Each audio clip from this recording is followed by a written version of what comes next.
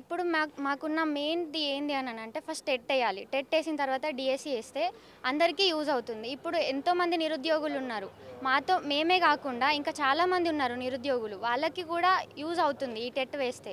ఇప్పుడు టెట్ లేకుండా డిఎస్సి రాసుకోండి అని అంటున్నారు. మరి ఎంబీబీఎస్ లేకుండా డైరెక్ట్గా సర్జరీ చేస్తున్నారా? ఇంజనీరింగ్ చేయకుండానే వాళ్ళు ఇంజనీర్స్ అవుతున్నారా? లేదు కదా. ఎంసెట్ రాయింది వాళ్ళు ఇంజనీర్స్ అవుతున్నారా? లేదు. మరి మేము ఎట్లా డైరెక్ట్ డిఎస్సి రాస్తాం? అయినా మాకు ఫస్ట్ ఇయర్లో ఆల్రెడీ ఒకసారి వేశారు టెట్. అప్పుడు చాలామంది ఎవరు అంటే జస్ట్ అటెంప్ట్ చేయడానికి యూజ్ అవుతుంది అని చెప్పారు మాకు. ఎలిజిబుల్ కాదు, జస్ట్ అది ఓన్లీ మాకు ప్రాక్టీస్ కోసం అని చెప్పేసి వాళ్ళు వేశారు. అప్పుడు చాలామంది అప్లై చేసుకోలేదు. అప్లై చేసుకున్నా కానీ రాసిన వాళ్ళలో నుండి 75% మెంబర్స్ అందరూ కూడా ఎవ్వరు కూడా క్వాలిఫై కాలేదు. అందులో నుండి ఓన్లీ 15% మెంబర్సే క్వాలిఫై అయ్యారు. సో ఇక్కడ ఏంటి అని అంటే ఒకవేళ ఇప్పుడు టెట్ మళ్ళీ వేస్తే చాలామందికి యూజ్ అవుతుంది. ఓన్లీ మా డిఎల్ఎడ్ స్టూడెంట్స్కే కాదు, ఇప్పుడున్న ఫ్రెషర్స్కే కాదు, ఇంకా ముందు ఉన్న వాళ్ళకి కూడా అది యూజ్ అవుతుంది. సో అది మా పాయింట్ ఇక్కడ. ఫస్ట్ టెట్ వేసిన తర్వాత డిఎస్సి వేస్తే చాలామందికి యూజ్ అవుతుంది అనేదే మా పాయింట్ ఇక్కడ. ఇంకోటి ఏంటంటే నార్మల్గా మీరు ఇప్పుడు గతంలో రాసినప్పుడు మీరు చాలామంది ఎలిజిబుల్ కాదు అని చెప్పారు. సో అప్పుడు గత ప్రభుత్వం అయితే అసలు డిఎస్సి నోటిఫికేషన్ వేయలేదు, మేము వేసామని చెప్తున్నారు. దాని మీద మీరేం చెప్తారు? అసలుకి దాని మీద ఏం చెప్తాము అని అంటే ఫస్ట్ అక్కడ టెట్ ఇప్పుడు వాళ్ళు డిఎస్సి వేశారు డైరెక్ట్గా. మాకు ఫస్ట్ టెట్ వేస్తే కదా, టెట్ రాస్తే మాకు డిఎస్సికి ఎలిజిబిలిటీ ఉంటుంది. ఫస్ట్ మాకు అక్కడ సర్టిఫికేట్ కావాలి కదా, మాది కంప్లీట్ అయిపోయింది మా డిఎల్ఎడ్ అని చెప్పేసి. ఇప్పుడు వాళ్ళు దాన్ని ల్యాగ్ చేశారు, వాళ్ళు లేట్గా స్టార్ట్ చేశారు అకాడమిక్ ఇయర్. దానివల్ల మేమేం చేస్తాం?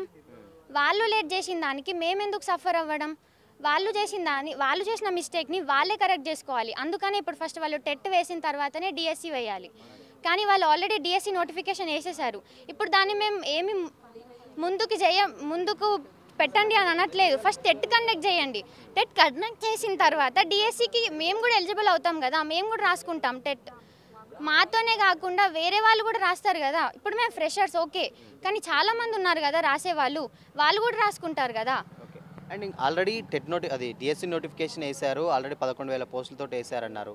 అండ్ ఇప్పుడు నోటిఫికేషన్ వేసినాక కనీసం టెట్ అన్నా మీరు వేయాలి కదా, అంటే వేసిన తర్వాతనన్నా కనీసం రాసుకోవడానికి వెసులుబాటు ఉంటుంది. వాళ్ళు డిఎస్సి వేసింది గత ప్రభుత్వం టెట్లో క్వాలిఫై అయిన వాళ్ళ కోసం వేసింది, కానీ ఈ ప్రభుత్వంలో టెట్ క్వాలిఫై అయిన వాళ్ళకైతే వేయలే కదా సార్. అట్లాంటప్పుడు ఈ ప్రభుత్వం వేసిందని ఎలా అనాలి?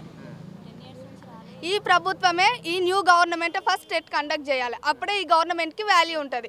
ఓకే, అంటే లాస్ట్ టైం క్వాలిఫై అయిన దాంట్లో నుంచి ఇప్పుడు వీళ్ళు వేశారు, కానీ కొత్తగా టెట్ నోటిఫికేషన్ అయితే టెట్ నోటిఫికేషన్ ఇవ్వలేదు, గత ప్రభుత్వం వేశారు. అది ఇప్పుడు వీళ్ళు వేశారని ఎలా చెప్తాం మేము?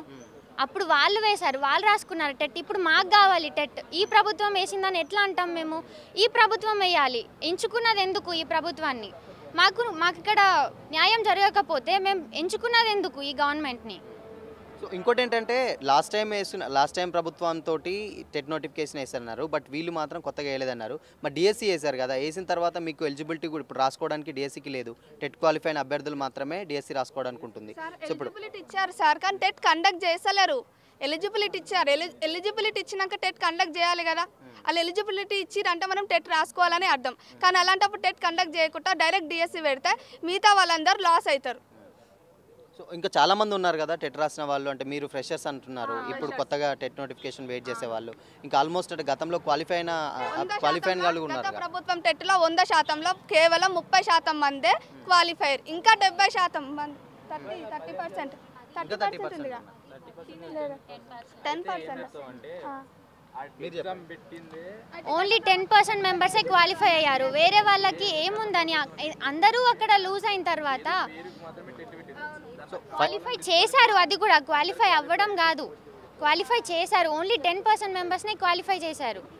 90% ఫెయిల్. అక్కడ 90% మెంబర్స్ని ఫెయిల్ చేసినప్పుడు అక్కడ ఇప్పుడు వాళ్ళ డిఎస్సి నోటిఫికేషన్ వేస్తే మిగతా వాళ్ళ పరిస్థితి ఏంటి? అది కూడా ఆలోచించాలి కదా.